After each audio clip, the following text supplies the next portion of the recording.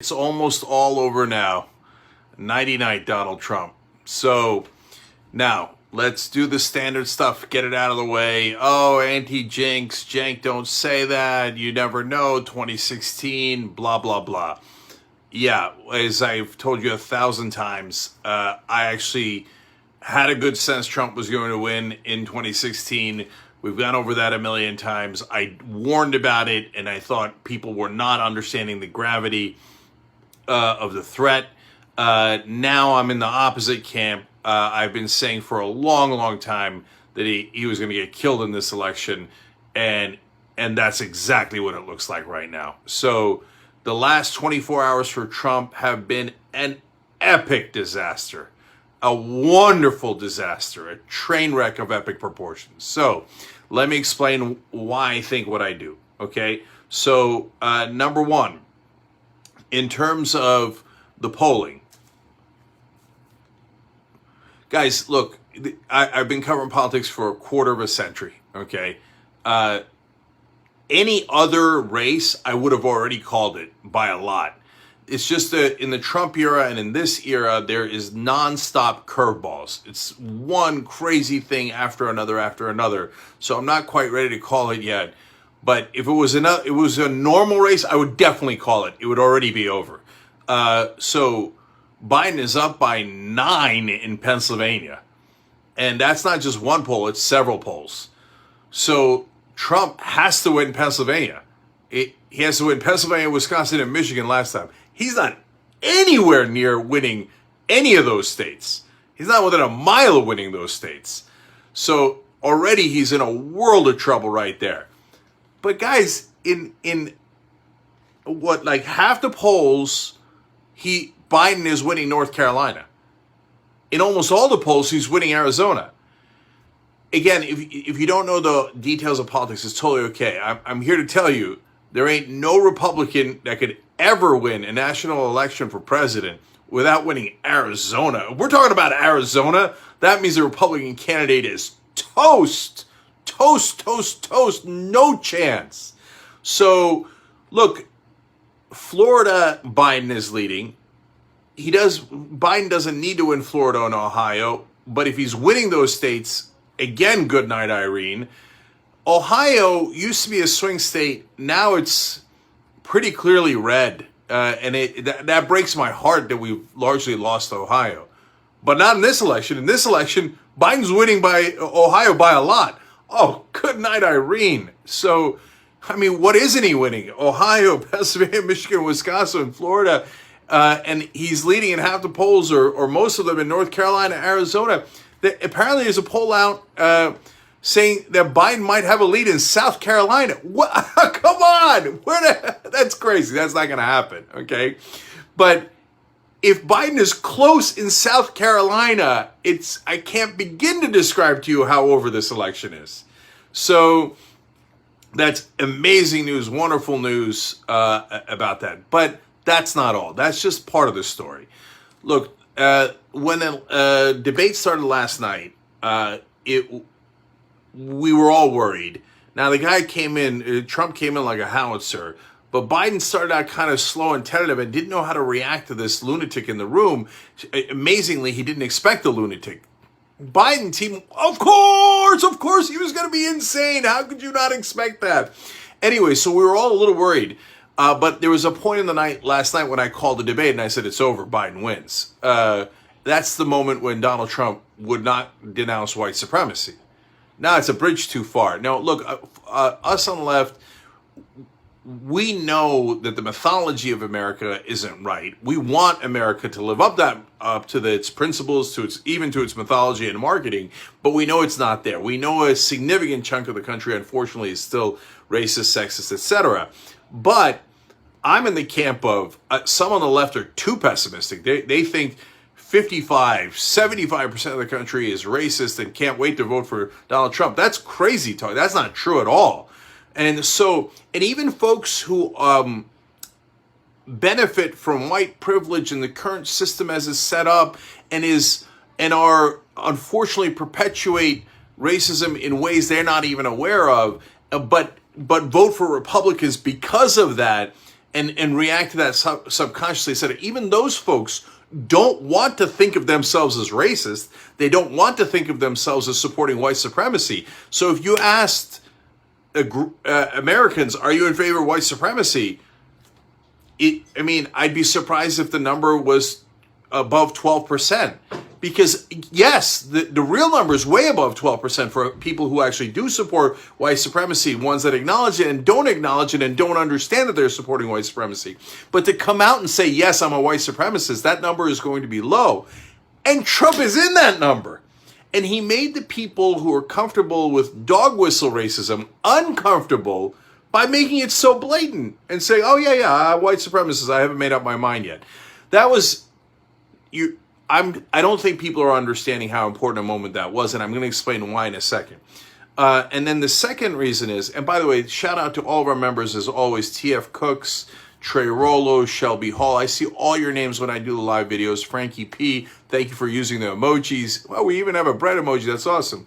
And when you sign up live, I try to definitely read your names. Born Beauty Star, Lord Deviant, you guys are awesome.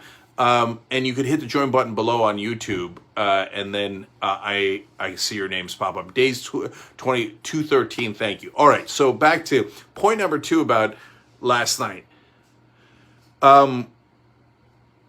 So if you watch the news at all, you know how crazy Donald Trump is and how obnoxious and how rude, etc. But the thing about debates is that it pulls in people who don't normally closely follow politics or the news. So when they saw, and especially with independents and especially with women voters, when they saw a lunatic up there, they really didn't know that Trump was a lunatic. I know it seems unbelievable. How could you not know the bleach and all the horrible things he said and all the horrible things he's done, and there's 200,000 dead and the kids in cages, etc. But they really... there's a huge chunk of the country that pays almost no attention to politics, but because of the perspective and the bubble that the media is in, they never acknowledge those folks. Carrie Fuller, thank you for just signing up to be a member of the Young Turks. And those folks, I think, were taken aback. I think they watched that debate and went, whoa, I didn't know he was that unhinged. I mean, in Frank Luntz's focus group, Frank Luntz is the top Republican pollster. One of the top words used to describe Donald Trump was crackhead. You don't win an election when people watch a debate and think the word that describes you best is crackhead. It's that election is not going to be close. So, Janice Messier, thank you for becoming a Young Turks member. Cha Boy Curl, thank you as well. You guys all just signed up. So, they see a crackhead, their words, not mine, and then they see him say, no, I'm not going to denounce a white supremacist. And I think a lot of, those independents, yes, they exist. Those people who still hadn't made up their mind, yes, they exist. If you love politics and news, you can't believe that people haven't made up their mind yet about Trump. He's a pretty easy guy to make up your mind about. But yes, those are a big chunk of folks in the middle that usually decide elections. And what they saw last night, they ain't going to vote for it because they're not MAGA. The left a lot of times makes the mistake of thinking that anyone who voted for Trump in 2016 or anyone who was contemplating voting for Trump in 2020 are all MAGA. They're not MAGA. They're normal Americans, and I think it's crazy to even consider voting for Trump, but that's because they don't have enough information. Joffrey Alvarez, thank you for becoming a member. Let me not forget Amber. Amber now, thank you for becoming a member. Sorry for shaking the camera. So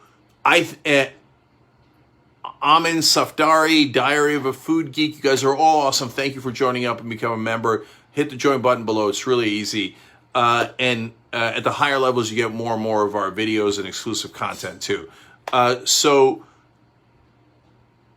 they saw it for the first time so clearly, so starkly last night. So wait till you get a load of the next set of polls. My guess is the next set of polls for Donald Trump will be just a train wreck. Absolute disaster. Now, here's another way that I know that Trump is losing out. I got to read out these names real quick. TS, thank you for becoming a member. Live, love, and be proud. Dine Joe, thank you for becoming a member. Dark Soul Theory, thank you. Radical Tim Ward, thank you. I don't want to miss anybody. Dark Soul Theory, thank you. Kitty Cat Size, how's that for fun? Thank you for being a member. And I already called that Diary of a Food Geek. You guys are awesome. Well, I love doing this show with you guys. You're the Young Turks. Okay, so and so now, final thing about how I know it's close to over. The rats are leaving the ship. This morning, more Republican senators criticized Donald Trump than the last 4 years combined, because there's two other things happen. So they see the train wreck of a debate, and they go, "Oh my God, he didn't denounce white supremacy. We're all going to lose." They're all going to think we all support Donald Trump 100%. We've been licking his boots for the last 4 years, and they're all going to think we're white supremacists. They're going to think we're the Klan. It's dog whistle racism is Republican 101, and they've won 1,000 elections that way. But racism with a bullhorn with a hood on is a bridge too far for America. They're going to lose. So cold sweat panic. Secondly, there's so many of you. Khalid Hassan, Anthony Gonzalez, thank you for signing up. I'm going to get to more of your names in a second. And if you upgrade, I see that as call that out as well. But the second thing, guys, is that Trump has screwed them with mail-in balloting. And he said don't do it. So right now, the Democrats have I think it's a 52-28 advantage. They can tell based on who's registered that way. Just because you're a registered Democrat doesn't mean you're going to vote for Democrats, but it's an excellent chance you will. So it's a great indicator. And as Tom Tillis, current Republican senator from North Carolina, is seeing a giant lead build up for his Democratic opponent in that race in mail-in voting, he's going, "What are you doing? Why are you constantly saying don't do mail-in voting?" Every mail-in vote is a vote locked in. They already voted. You can't undo that vote. It's locked in. So the Democrats are building a bigger and bigger advantage, not just against Trump, but against all those Republican senators, all those Republican Congress people. The Democrats are telling them to do mail-in voting, and the Republicans, and Trump is telling them not to. Republican consultants in an article I read yesterday are pulling their hair out going, "We used to have an advantage in mail-in voting." And that advantage was really important because Republican voters turn out more than Democratic voters. Now we lost that advantage because of this idiot. This idiot gave away the game. Look, I've always thought that Trump was a political suicide bomber for the Republican Party. And if you remember, that's how the pundits used to talk about him, and other Republican politicians used to talk about him back in 2015. He could really destroy the party if this becomes a Republican brand, this level of racism, bigotry, etc. And it is the brand now, and it's possible and now likely in 2020, it is going to destroy the Republican Party. Oh, election night. Oh, come and see on the Young Turks. So a lot of you watched last night when we covered the debates. We're going to cover the debates going forward too, and you'll see our facial reactions as at a minimum. We do the instant analysis, etc. You know we do the show live every day at 6 o'clock. We love seeing you guys there. But for the election night, right wing, come and see. Left wing, we're going to have so many progressives on. You're going to love it. And we're going to be honest about the results. And if it's not going the right way, we'll tell you that too. And we'll give you the context of, hey, wait a minute, what's the difference between day of voting and mail-in voting, and when do the mail-in votes come? We'll give you all that context with great hosts. So before I leave, let me read all the names. Ernesto Pina, thank you for signing up just now. Kitty Cat Size, I saw you already. Oh, right, because I'm all the way back here. Let me see if I can catch up. Sean Yost, thank you for becoming a member. Kareem Cummings, thank you. M. Lee, love all of you guys. Thank you. Bill S., thank you. Andrew Dolans, thank you. Linda Lantana, thank you. It's so fun to do this, guys, with you guys. Funky Nurse 7. Who doesn't love Funky Nurse 7? I love these handles, obviously. Khalid Hassan, I already told you about. Kenneth Vanterpool, Greg Noir, thank you for you, and Herb Bryan, thank you for using YouTube Super Chat. Julie Anderson, thank you for signing up. I really hope I'm not missing anyone. Last couple here. Right Dubs, thank you for signing up. Annabelle Gagero, you're wonderful for the YouTube Super Chat. Really appreciate it. And let's see, I'm caught up.